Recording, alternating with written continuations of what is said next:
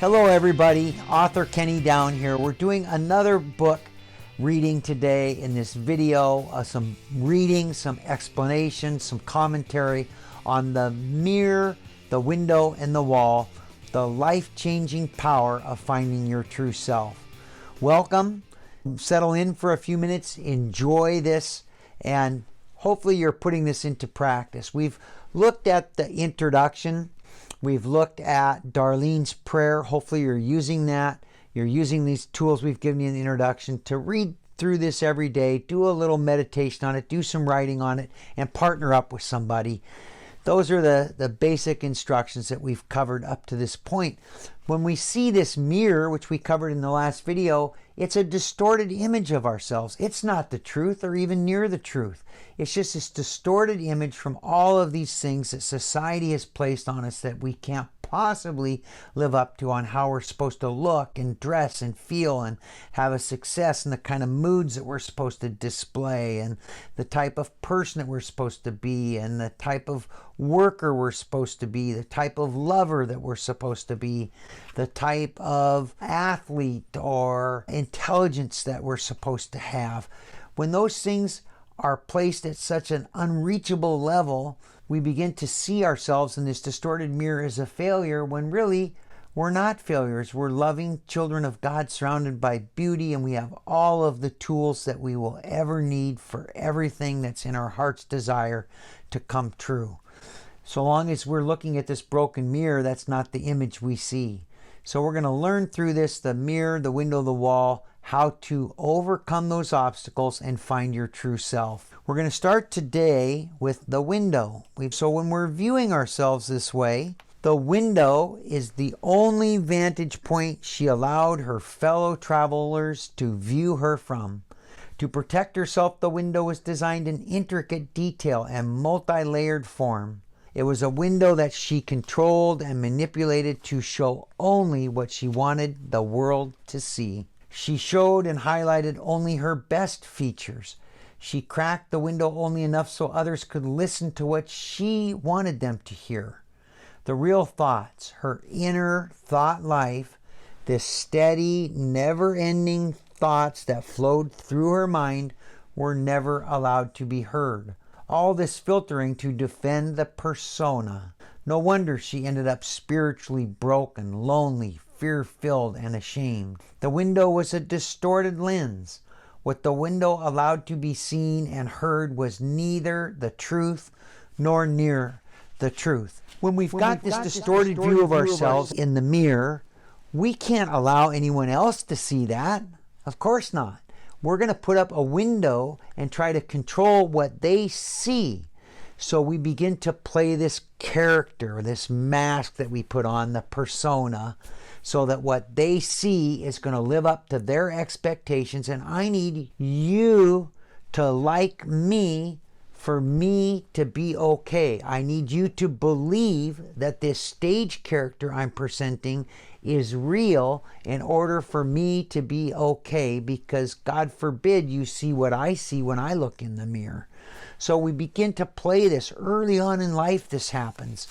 We begin to act and to play this part, and always viewing what is it that, how are you perceiving this, sending out signals.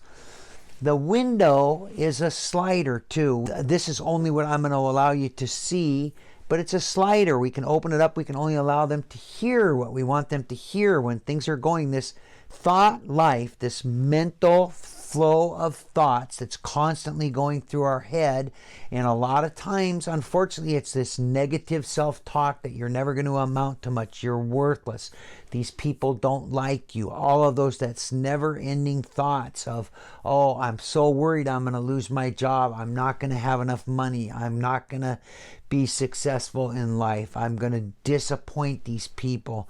We don't let them hear that. We only open the window to let them hear what we want to hear.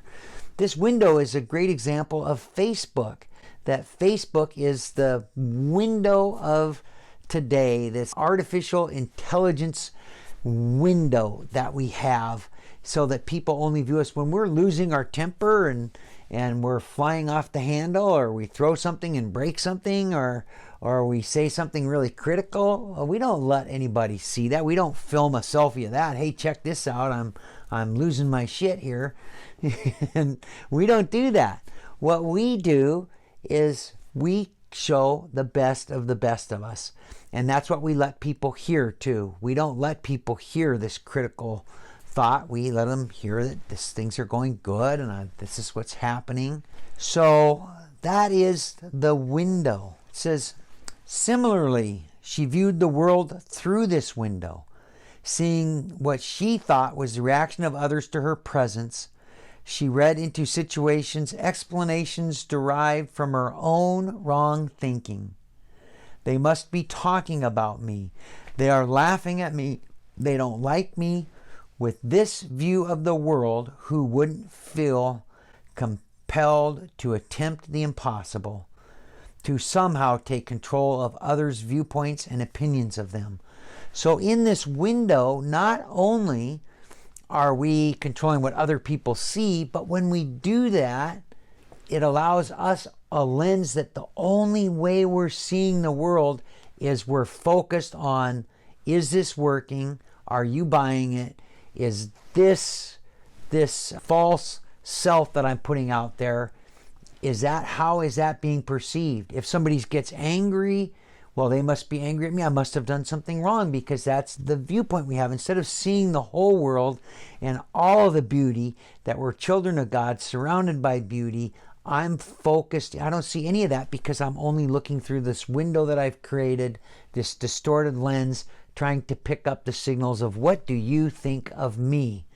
That I need you to like me, even though it's this false character I'm putting out there. I need you to like me in order for me to be okay. But there never was any real control, only the illusion that she controlled the focus, that she alone controlled the window of what other people could and could not see and hear. Hard work was this. She tried to control all of this while pretending to be at ease with herself. And if the facade briefly faltered and fell away, her hands perceivably shook, her face twitched, her heart raced, and her breathing became shallow and rapid. Signs of exhaustion from keeping up this level of dishonesty were now taking its toll. It became clear to all that something was wrong. No matter how great the distortion on the window was, no matter how far closed it became, it was no longer fooling anyone. She knew she was in real trouble. She was overwhelmed. When we're in this place of trying to control so much, physically we begin to break down. How often do we see this? Either in ourselves or in other people, as this begins to be more and more difficult, trying to control everything. It begins to take a physical toll, not just a mental and a spiritual toll on us, but a physical toll. When we have rapid breathing and shallow breathing, it puts our body into a fight or flight mode. And when we're in fight or flight mode, the blood in our body is pushed out into our arms and our legs, because we're going to have to fight and we're going to have to run in order to keep that up. Instead of the blood being in our core and feeding and working on our digestion, this is just one of the things that happens physically. So it's a sign when things especially start falling apart and people start seeing that this person is just acting, that there's something that's not unique about this person. There's something that seems a bit off. And then they notice that, boy, this person now is not in good health, and they're shaking, or having one health crisis after another. It begins to fall apart. It said she knew she was in real trouble. We know when we get to this point that I'm in real trouble here. I don't know what it is, because I'm still believing that what's in the mirror is the way that the world views me and that I view myself, and that I have to control that by this window. It becomes tiring. She was in real trouble. She was overwhelmed. I know what it's like to be overwhelmed by a problem. I know what it's like to be overwhelmed trying to control what other people think of me. That if I can just work 10 times harder than everybody else, I might be half as good. Like her, we do not want others to see us as we think we are. Believing the lie, we think we are who we see in the mirror, so we put up the window. We may try to play the role of the genius, the good-looking or lovable hero. We may portray ourselves as the champion, the egotist, or the proverbial know-it-all. When that doesn't work, we begin to play the worst of the worst, allowing those looking through the window to only see the bravado and hear the foul language we use. Surely this would keep anyone from getting too close.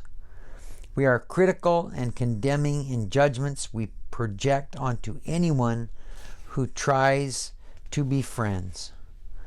We play the victim, the sufferer, the sick. When we're doing this, when we're in this place, we're portraying ourselves as a champion or an egotist or the proverbial know-it-all. That's one direction we take. And I've been there trying to portray myself as the person that knows everything, and eventually that begins to break down because I don't. And people don't like to be around an egotist. People don't want to be around somebody that's constantly looking at their own reflection, trying to see what other people might see. And it says when that doesn't work, we begin to play the worst of the worst. And this was my case. I can remember even as a young child, I was in trouble with the police, and if I was to be arrested, I was hoping other guys in the neighborhood would see me getting whisked away in a police car, because they would say, oh boy, he must be a real badass. He must be really hardcore. And because I couldn't rise to this level and be a champion or a hero of some kind, I would then go all the way to the bottom. I just never could settle for anything that was in between and just be one of 7 billion plus human beings in this world. I had to do one, and when that didn't work, I shot for becoming the lowest of the low, the worst of the worst. Either way, we are actors. Sometimes wittingly, and sometimes so far asleep that we don't even know we are playing a role. The window becomes our stage in life. We control the curtains, the sound, the lights. We played a role assigned to us that has nothing to do with who we really are. If we are given the gift of intelligence, athletic ability, business savvy, or wealth, then we latch on to that role and use this as justification to feel more superior than our fellows, fueling our self-centeredness even more. So when we're looking at this, the window becomes our stage. So who's on a stage? Actors. We're acting this part. We're shooting for the top or the bottom. Either way, it doesn't matter. We're actors. We're playing a role that we have assigned to ourselves to try to cover up this lie that we believe is seeing in this broken mirror. And if we do have special aptitudes and gifts, we see this all the time. We take credit for things that have absolutely nothing to do with us. That I was born in the United States, the richest country in the history of the world. I'm comfortable and I've got a place to live. Well, okay, it's not an attribute to make a living, but I will hold that over the head or feel somehow superior to somebody that's living on the street that doesn't have those things. I'll feel superior, like, well, hey, I was given some privilege by the color of my skin. I will take credit for that, like I got those things myself. We use anything we can like that. If I'm a gifted athlete, I'll use that, like, instead of just saying this is a God-given gift, it came easy to me, the intelligence or being able to go to school and do a certain thing.